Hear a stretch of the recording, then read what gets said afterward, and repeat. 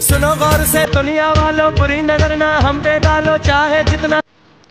সেনাবাহিনীর পোশাক পরে রাস্তায় রিলস করায় অভিযোগ দায়ের ফৌজির।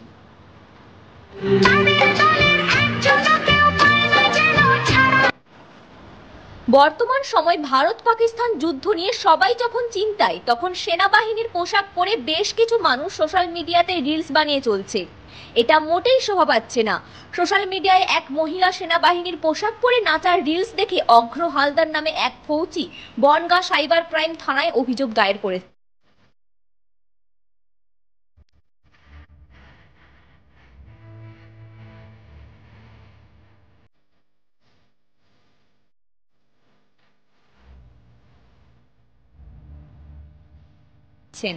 তার মন্তব্য, সেনাবাহিনীরা ভারত রক্ষার জন্য যে পোশাক পরে লড়াই করছে, সে পোশাকের অপমান করা হচ্ছে এই ধরনের রিলস ব্যবহার করে।